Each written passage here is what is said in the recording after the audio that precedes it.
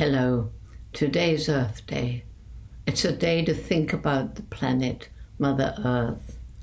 I'm sure that all of you have seen photos of planet Earth shot from space, a small green and blue globe surrounded by the cold, black immensity of space. What is so wonderful about this little planet of ours is that during the millions of years of evolution, it supports such a rich variety of life forms, from microscopic bacteria and algae to whales and elephants and the giant redwoods. There are some species that live in the earth, such as earthworms and naked mole rats, others that fly, like butterflies and beetles and birds and bats. Some spend all or almost all their time in the trees, like sloths and galagos and spider monkeys. Some move ever so slowly across the land, like tortoises, while others, like cheetahs, can run really fast.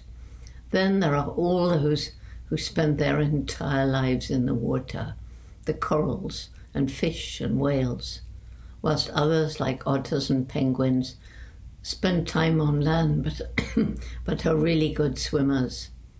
Then think about the hundreds and thousands of plants and trees and fungi and ferns.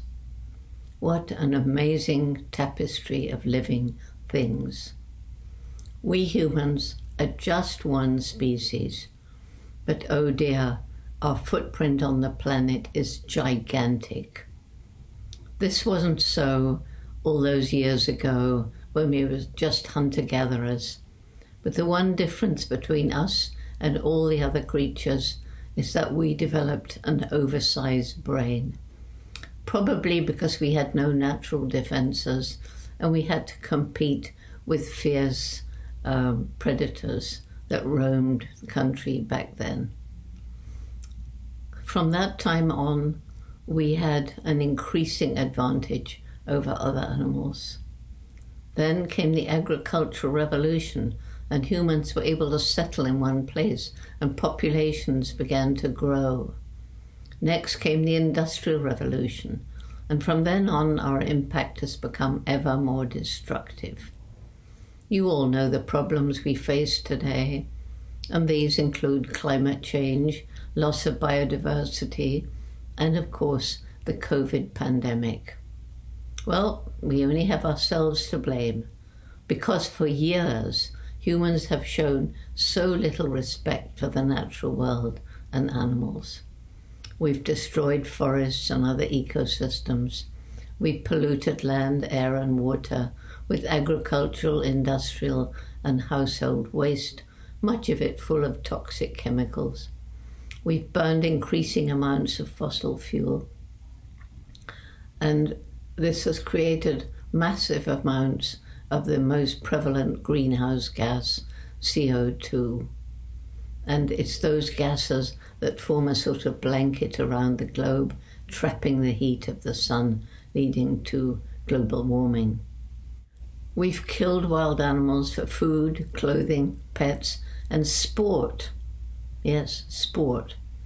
Trafficked them around the world, crowded wild animals into tiny, unhygienic spaces in wildlife markets, and crowded domestic animals into horrendous factory farms.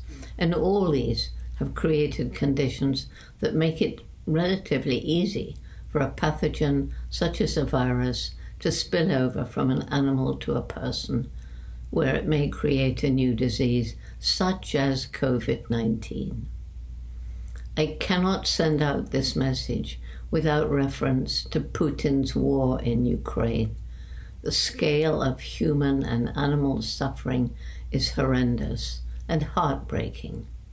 But think also of the harm to the environment caused by the emissions from tanks and planes and bombs and all the rest of it. Today, Earth Day, is a time for all of us to think about how we as individuals can help this precious blue and green planet. What each one of us can do to help. Today, more people are aware how everything is interconnected, and that we need to alleviate poverty because the poor will destroy the environment just to create more cleared land for growing food or making money from charcoal or timber, buy the cheapest food because they can't afford to ask if making it harmed the environment or is cheap because of unfair wages or horrible cruelty to animals. We need to reduce the unsustainable lifestyles of the rest of us and learn to recycle and reuse. And we must, through consumer pressure, persuade businesses to operate in ways that are socially and environmentally ethical, rather than carry on with business as usual. More people are beginning to understand that long-term protection of the environment and indigenous cultures is more important than short-term profit. And we must do anything we can to encourage our governments to heal the widening gap between the haves and the have-nots. Because this inequality leads to violence and hatred. On this day, we should think about the communities of plants and animals with whom we share or should share the planet, and all that we have done to harm them. But more importantly, let's think about what we can do to protect and restore. The Jane Goodall Institutes around the world are working to protect chimps and other wildlife and environments, and also helping local disadvantaged communities to find ways of living without destroying their environment, then giving them the tools to monitor and protect the health of the natural world around them. They understand that this is not only to protect biodiversity and wildlife, but for their own future, so they've become our partners in conservation.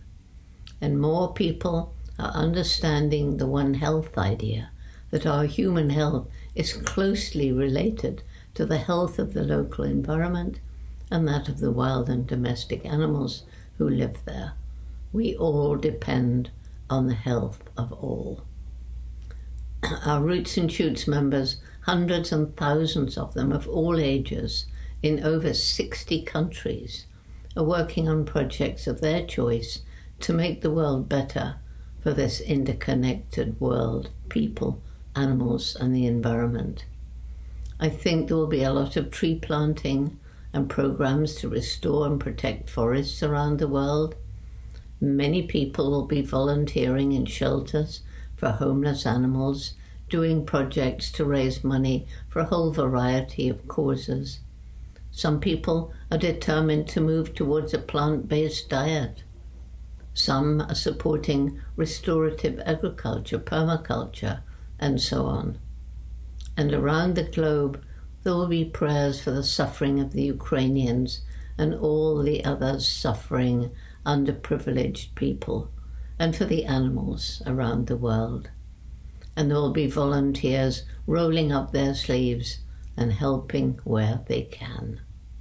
So although the overall picture seems overwhelmingly grim, that simply means we must all get together, roll up our sleeves, and each do our bit to help heal our planet. And we must get together now before it's utterly too late.